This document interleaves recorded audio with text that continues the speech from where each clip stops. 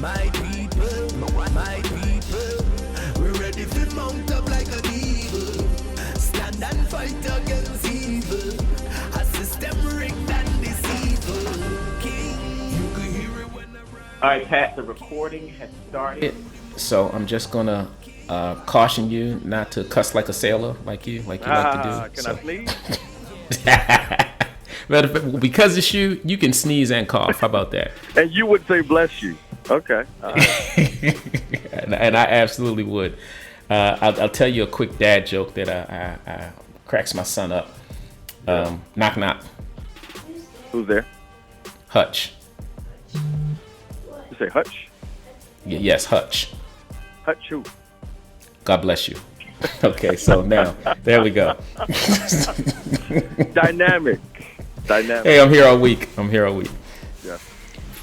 Yeah. So we are recording. So Cliff, if you hear my dad joke, don't be trying to claim it as your own. All right. I love it. No, but here we are, ladies and gentlemen, with another episode of the King Talks podcast, but a special Black History Month edition, and it is called our I Am King, Our Men and Our History podcast series. This is our Black History Month campaign where I am serving as your guest host. My name is True Pettigrew. Yes, that is me, True Pettigrew, your guest host for this. And I also happen to be the chapter president of our King Raleigh chapter and the founder and president of True Access, which is an inspiration and empowerment organization. And as you know, Pat, we help people build bridges across divides, across racial divides, generational divides, relational divides of all kind. And I'm very fortunate to have the opportunity to do this for a living, believe it or not. This is what I do for a living, and it's awesome. But this is not about me. Today, I have the honor and the privilege, and it's truly an honor and a privilege to chop it up with my brother for real. Like my brother, not only as a King chapter brother, but just my brother in life that I continue to be inspired by the work that you do, man, and you inspire so many. And my brother and my friend, King chapter brother here in the Raleigh chapter, Mr. Patrick Patterson. Thank you. This is my low budget clap track right there. It's going well. I like the sound of it too, True. I think that's something you need to probably record as well. That's good. Did you like that? I could dub that over a couple times. Yeah. I like nice. Well, Patrick, man, I mean it, man. I'm really going to enjoy this conversation with you, man. And I know the people that listen to this are going to get a lot out of it. I know a little bit about you. Like I said, man, someone I consider a brother and a friend. But we're going to take this opportunity to let the rest of the world hear all about your greatness and your genius so that they can glean some nuggets of inspiration that I have the opportunity to experience every day. So let's start off by just telling the people a little bit about who you are, you know. So I know you live in the Raleigh area, but I don't think you weren't born here. You weren't, you weren't born as a with tar on your heels. I was not. You're perfect for this, True. You're perfect for this. But I'll start off by saying congratulations to you on everything. This is truly something that I'm happy about. And when I got the email and the call to be a part of this, I got excited just because we're just having a conversation like we always do. I mean, it's pretty natural for us to have conversation. Just before we came on the air, we were, it just seemed like we were in high school, friends just talking again from some time in the past. Just chopping it up.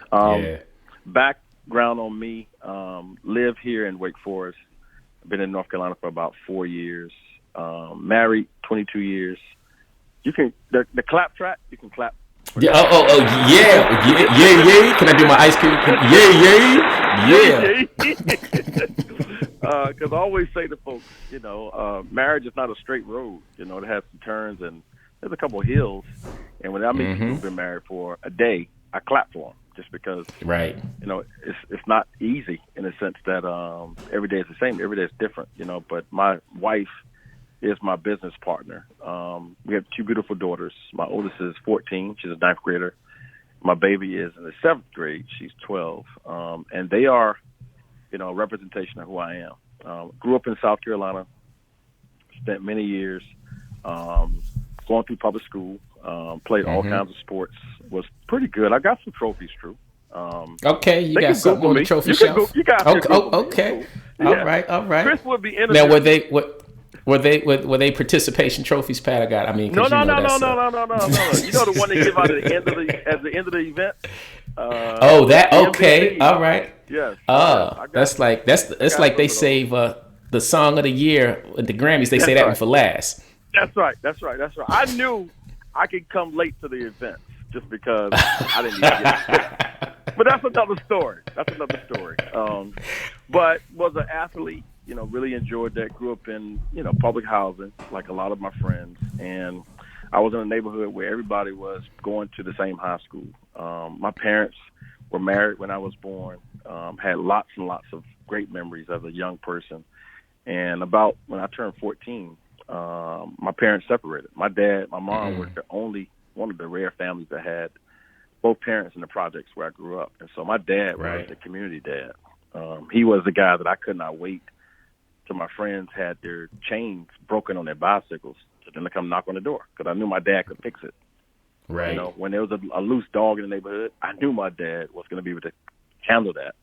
And I had so much pride around the fact that my dad was a dad to a lot of people. I mean, he was not formally educated, finished 8th grade, spent time incarcerated, but was just a good guy, man. Was just a good guy. And about middle of my developmental years, about age 15, my dad had an awesome experience where he was recognized at a job that he had just gotten after a year of working several jobs. He had a year on this one job and was recognized for his hard work and got a plaque. And long story short, after receiving that, he returned to his old neighborhood to celebrate with some friends of his. And you know where this is going, True. But he reversed, started drinking, started smoking. And when you say smoking, you fill in the blanks on what that was.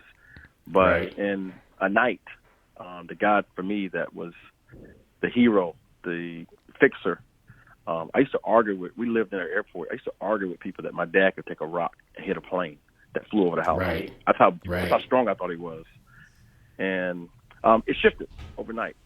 He spent the next 20 plus years using, abusing, and really having a hard time, kind of adjusting. What I did not know, that I now know as a father, was he was at a crossroad between his own journey in development.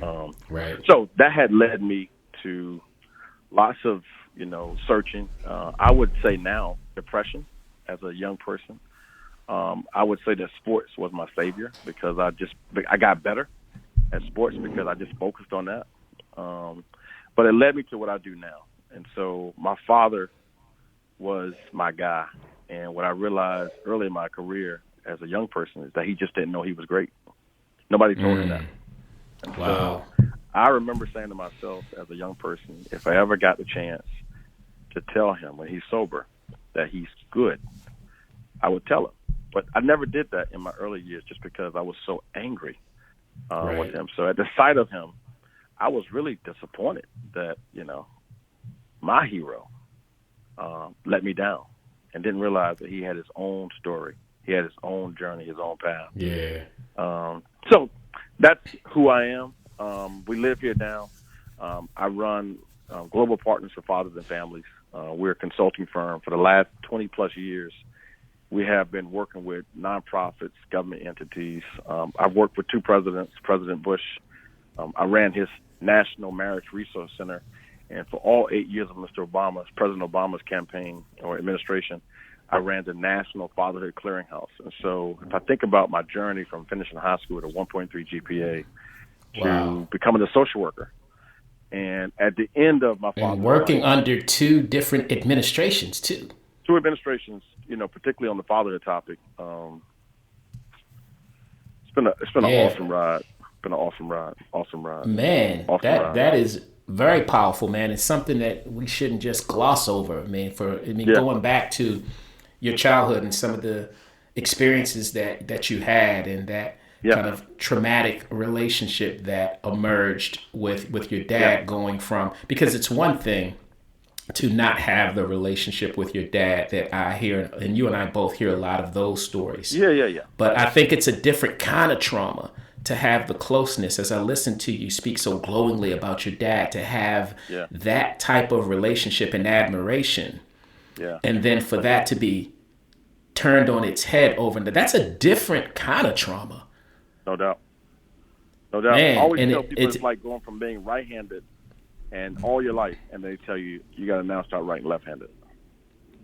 Yeah. That's what it did. That's the equivalent to me. Everything I've done, right-hand jump shots, right-hand signatures, and I say, no more. You're now doing everything left-handed. And it just doesn't look the same when you do it with your left hand or your offhand. Yeah. It doesn't look the same, and it doesn't feel the same. It doesn't. You don't have the same confidence. Yeah. Man, but today, right, you are Mr. Fatherhood. That is one of the monikers that you are so proudly carry, and it's so many know you as and refer to you as Mr. Fatherhood. How do you think your relationship with your father has influenced you to carry that title so proudly and so effectively as Mr. Fatherhood? I think the major thing that has made that happen true is before he passed, I got a chance to, once I got past my anger, as I got older, I started realizing, wow, this dude actually knew some stuff. And I got a chance to sit down with him as a young man, probably right before I turned 28, 29, and just kind of asked him a bunch of questions. And what I realized was he had his own trauma. My dad was abused, and I'm using that with all caps as a kid. And so it really helped me to think about the revelation that every man has a story. But forgiveness was the major thing that transformed me from being an emerging fatherhood guy to Mr. Fatherhood, because I share openly what a lot of people struggle with, which is forgiveness, whether it be a parent or a sibling, or a relative or loved one. But I was healed when I understood that I was mad about what I thought I missed, and I forgot what my dad actually gave me in my development. That changed me. Wow. My mother used to tell me all the time, those green gym shoes that you needed, you know how you got them shoes? You and your brothers, y'all wanted Jordans. You know how y'all got them shoes? Your father. Right. So forgiveness was the thing, but 20 years I've had a chance to really just kind of share my story, but also train people about the benefit of telling men that they matter. And so that's kind of how I didn't name myself. It's one thing when you name yourself. It's kind of corny. That's kind of corny. when you name yourself, right. When you earn the name, it's different. But that's how that has happened over the years. No, and well earned and well deserved, man. I mean, obviously, I'm very familiar with the work that you do, and have had the good fortune to partner with you on some of the work that you've done, and I'm much better for it. And thank you. So you talked about healing, right? You used the word that what it took for me to experience healing, or what it took for you to be healed. I don't know that a lot of people that are in the situation that you were in realize that they need healing. Has it been your experience that you even have to bring it to someone's attention that they need healing? Yeah, I think so. I mean, a lot of us, here's a phrase. I just had a conversation with a good friend of mine the other night. I was driving from South Carolina to North Carolina, about 3 hours, and he called me to check on me. And when he called me, it was random. And he was going through a situation with his wife, and he said, but I'm good. And I said to him, pause. I said, it's okay if you're sad, bro. Right. And true story, true. I said, so let's not speed bump over that. He's a man. He's, in his late 40s. I said, it's okay if you're sad, bro. And I said, I am not going to judge you if you want to say something else about how you really feel. And he, for the next hour, he tried to communicate, but he couldn't because he was just crying so much. And at the end I got closer to home. And I just was listening and just saying, let it out, bro. To your question, a lot of us have experienced things that we have said, I'm okay. I'm good. Listen, I do what I do, but haven't addressed that. And here's what I recognize, even with this brother, he's a really good friend of mine. Not addressing that is holding them back, The world and my opportunities around my father tripled. I spent many years not sharing my story about my dad because I was embarrassed and I was hurt and I was angry. Right. And then what I realized was the more I shared my story, I wasn't helping people so much. I was helping myself, But a lot of us. So there's a dual benefit to sharing that story. So not only does it help the people that you're sharing it with, because I believe it does, but it helps the individual as well to overcome. And let's call it what it is. It's untreated trauma. It's trauma that we've experienced. And it's never been addressed and it's never been treated. Pain. But there's so much shame associated with saying I fell down.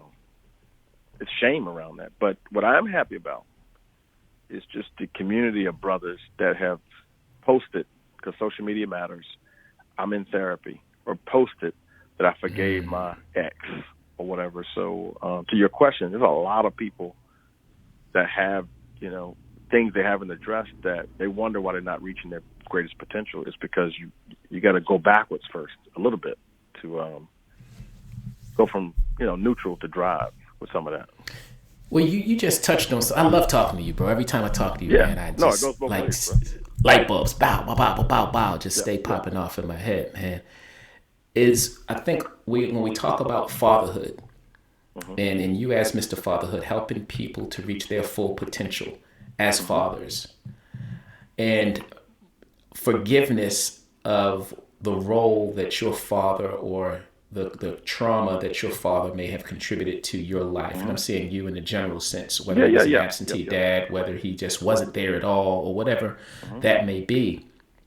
You touched on, the ex. And so what that leads me to explore with you now is how much of that forgiveness is not just solely placed on us needing to forgive our fathers, but maybe even forgive our mothers, and maybe even forgive our wives or the mothers of our children, because there is a correlation, I believe, because you said you were during the Bush administration, it was about families and marriage. And although you're Mr. Fatherhood now, you seem to have identified the connection and correlation, if you will, between a father and a husband.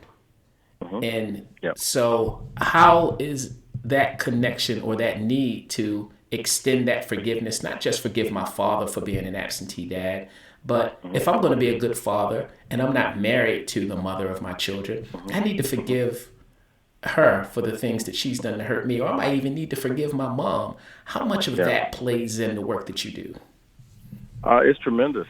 In most of my interactions with the public, whether it be training or speaking engagements, I share some of the most transparent things about my upbringing, but also me being a father and a husband. I admit that I was married before I was a man. I got married at 22. I was not a man when I got married. And so I think it's three things that really, to me, are really important that connect the two. One is really the forgiveness piece. We talked about that. The second is acceptance. It is so important that people understand that going into these relationships, whether it be with the mom, with the dad, or separated, that you have to accept who you marry. And that's not to say that you take the negative, but you accept who they are. My family is a family of people who work hard. My father, one of my traits, when I flipped my perspective of looking at my dad, my brothers and I, Saturday mornings, we are up. We live in different states. We are all up doing something on Saturdays. That didn't come out of the air. Right. That came from my father. Right. None of us have ever had the fancy, Odell Beckham, shout out, hairstyles. We've all had a Caesar. That didn't come out of the air. That's from my father. Right. We all were pretty decent athletes, and so I think it's forgiveness. I think it's acceptance, and I think the third piece that's really important is communication with the children in mind. It's not just communication; it's with the children in mind.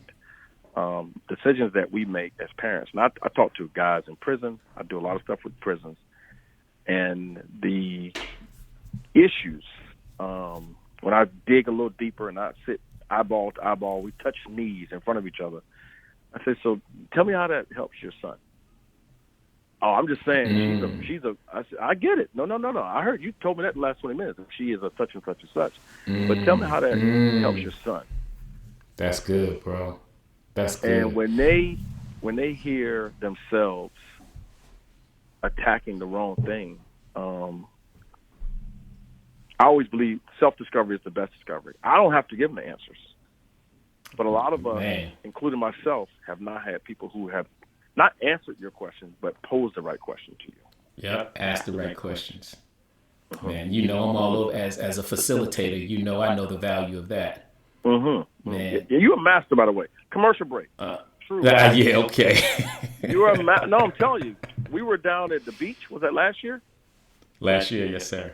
When you did the panel of husbands, I got to tell you that the people that were there, I still do a little bit of work with them. And every time I meet any of those, I don't know all the women that were in the room, but it was just for those who are listening, it was a room of probably 80 women.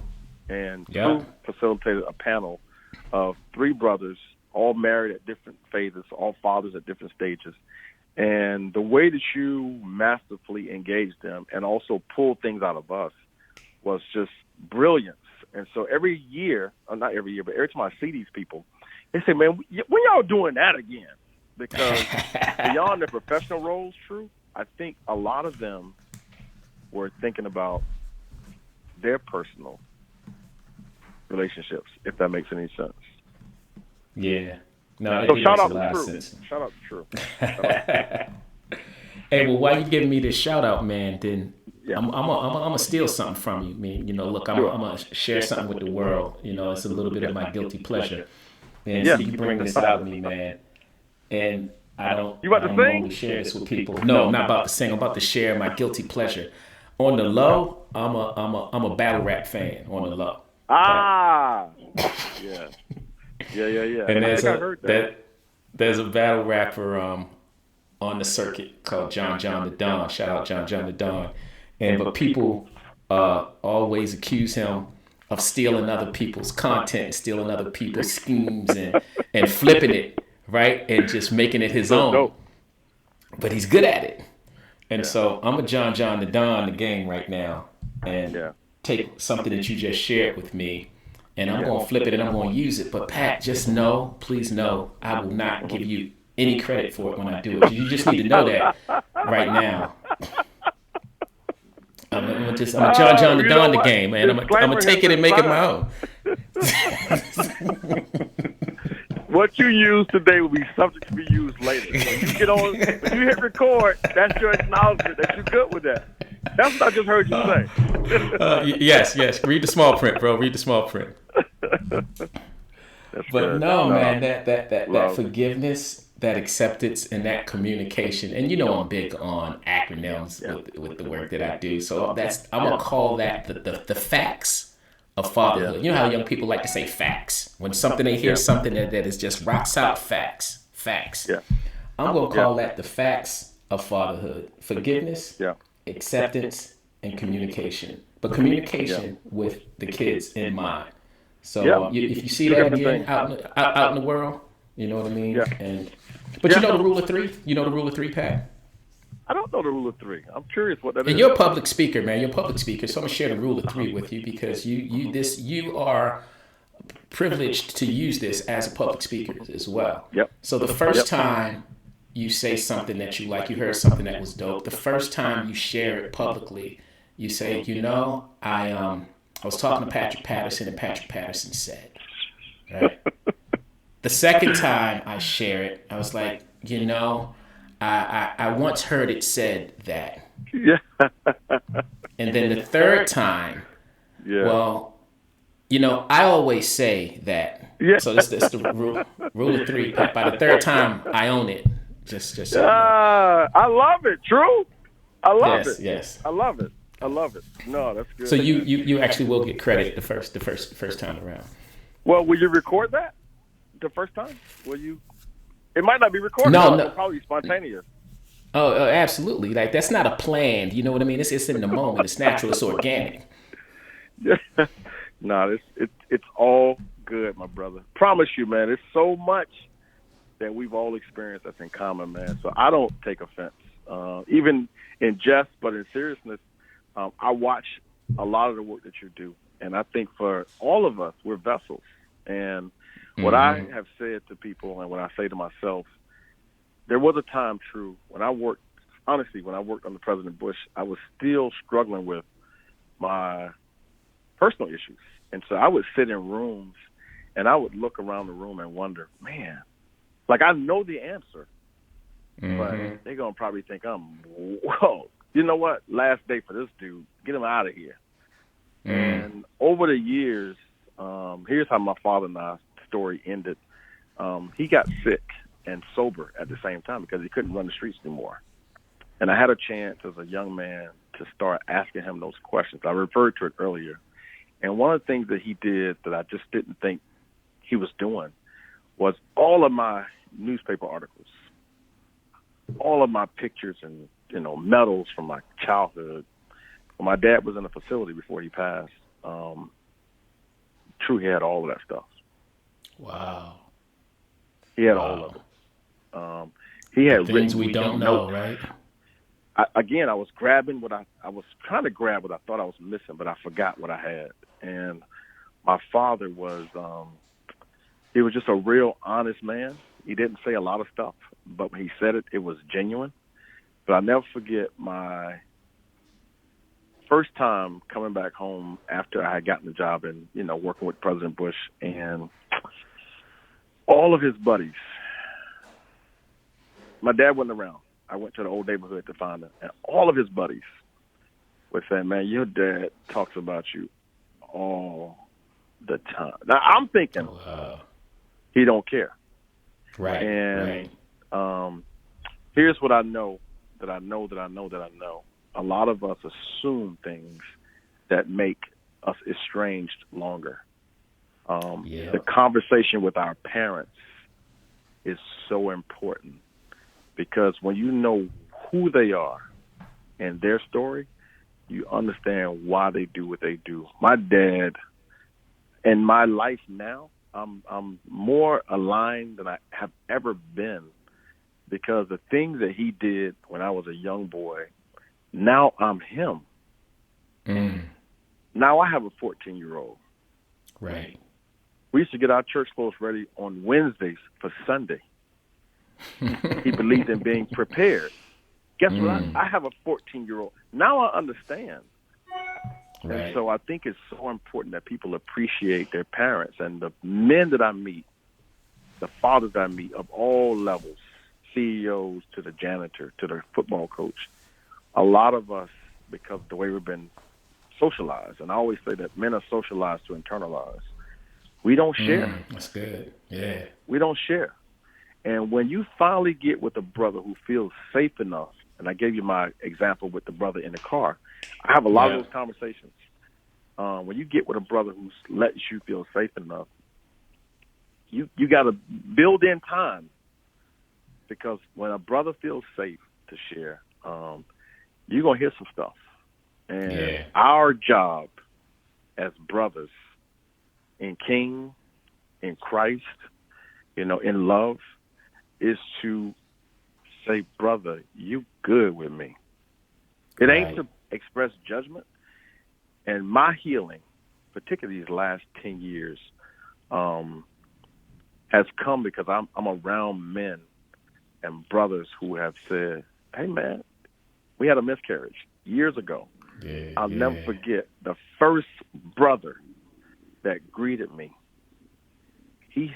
Frat brother, he hugged me in a way that I was trying to let go, because I knew there was an eruption about to happen from my emotions, and he just doubled down on the hug.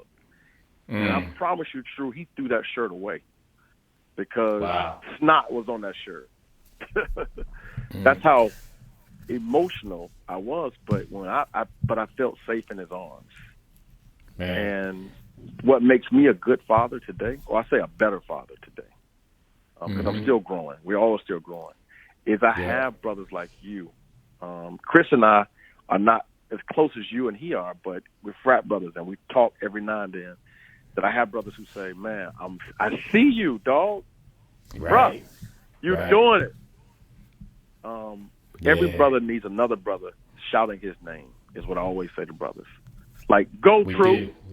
Yeah. No. We all need You that. know. We all Hey, need look, that. man. Real talk, man. Just every now and then you'll chime in on a post of mine, and you'll say, "I see you," or "Keep doing it," or "Well done," or "Keep." Just something, 2 or 3 words. And just know that I don't know if I've ever shared this with you, but even in the context of what you're saying, I know how that makes me feel when I get those words from you, and they matter. They make a difference, man. They matter. Yeah. So you're absolutely right. Yep. And And it trickles down to your son. Let me just say this last thing. I know we're about to wrap up, but it trickles down to your son at his age. From there, because I always ask this question: when do we stop holding our boys' hands? right. Because I know you still hold his hand. He still I wants to do. hold your I hand. still hold them. I still kiss them. I tell them I love them multiple times a day. If But I there's were a point. to, Go ahead. now, if I were to call him in here right now and say, "Austin, guess what?" He's gonna say, I know, you love me, right? You know what I mean? Yeah. There's a point that people stop holding boys' hands for some reason, True. There's no definite answer, but there's a point that we stop holding boys' hands. And what happens is he has to ball his fists up and start fighting when that happens. And unless he's in a right environment with a father or uncles or coaches or brothers or deacons that say, "You good, I got you," he begins to fight. And when he starts fighting, you know the consequences of fighting. Oh, yeah. Do I ever? Yeah. So I could just say in summary, I love you. I love what you're doing. I am rooting for you. I'm rooting for all of the King members. I'm rooting for brothers across the world. I just know that most of us don't know that we matter. And so my journey in life is to first serve God, make sure that I'm managing my house, my wife, making sure my wife and girls are taken care of. And then I commit the balance of that to letting, I'm intentional too. Everybody asks me, "You should do something for girls because you got daughters." No. That's not what God told me. I'm intentional in letting men and boys know. I'm not trying to hula hoop into everything. I'm telling brothers, man, you matter, bro. Listen, you good, or you got this. And that's how I feel my day. And what I found out at the end of years of doing that is it's like a boomerang. It can come back. Right. It comes back. So you already know, True. Man. No, I absolutely, man. And creating that safe space for brothers is so vital, is so important. And I'm glad you're out here leading that charge. Because one, I don't think many of us know. I don't think many of us know we need it. And then two, I don't know that many of us know how to create it. And the third piece of that is once it's created, I think there is some reservation, and maybe it's ego, and I don't know, maybe it's the socialization that you talked about. Even once it's been created, a lot of us don't know how to enter into it. Yeah. There are levels to it, though. So there's some things in our Carolina Fathers Facebook group. We got about 3,500 dads in the group now. I get messages. I don't have time to post them all, but I get messages from guys about guys who've been molested. And they will ask me, they're like, "Hey, don't tag me. But I want you to share this because I want to see what people think." But they have questions. But brothers have to go deeper, and there has to be more spaces created for us to do that. Because if I'm good, I can be good to my kids and my wife. If I'm not good to myself, I ain't no good to nobody else, man. Man, That's why they tell you put the mask on yourself first in the plane, right? That's right. That's exactly right. That's exactly right. Man. Pat, bro, this man, I could talk to you forever, man. Same. Hey, well, one final thing, man. One final thing, and we'll wrap up on this. Why King? Why'd you decide to become a part of the King movement? I initially wasn't aware of the movement. I'd seen the logo, and I remember when I first moved here, we connected. I think you came to South Carolina first, and you had mentioned it to me. And then I went to the first summit that I went to was in maybe Memphis. And I use this term loosely, but I was baptized in the sense that it was a bunch of brothers. There was a bunch of brothers, and most places you go in like that, you're like, all right, let's see what we got going on here. It wasn't that feeling at all. And so it's been a brotherhood that has lifted me up while also expanding my network in terms of other guys who are holding each other accountable.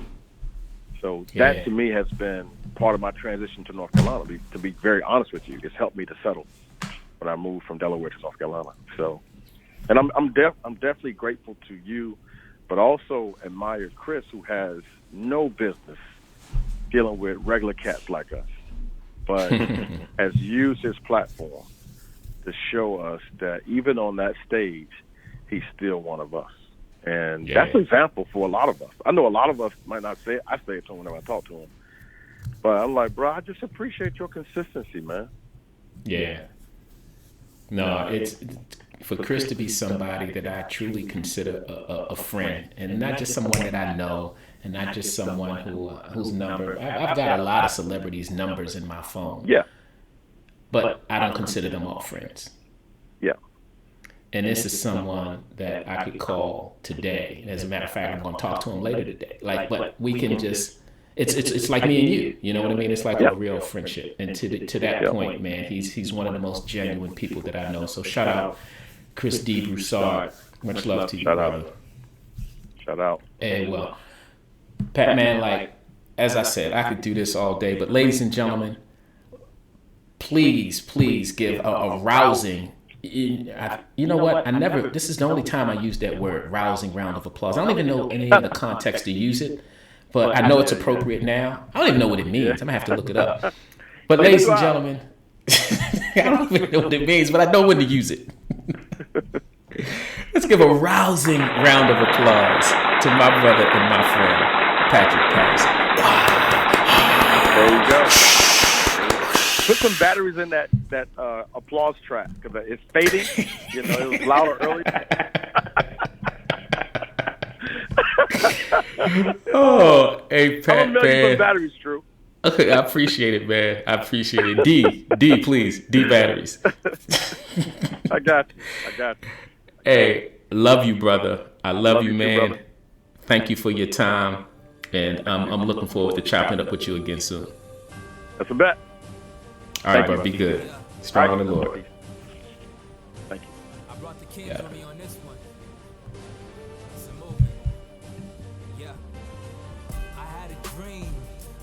Black slaves in 2018, pulling them big king with a crown in the middle, looking like tug of war. I guess they forgot the inheritance of the Lord, dying over streets when God gave him the earth. It's all in the Bible, just do your research. White man's religion, that's just fake news. The cross hit Africa for Europe even knew. This ain't black versus white, this is dark versus light. But racism might distract you from the Christ on sight. So here's the Visine, me and my team. Dark world, but we flipping on a high beam. King, K is for the knowledge, I is to inspire. N for the nurture, the G is to grow higher. Jesus lit the match, so we all on fire. You see a crown on the attire, know you looking at a fighter. My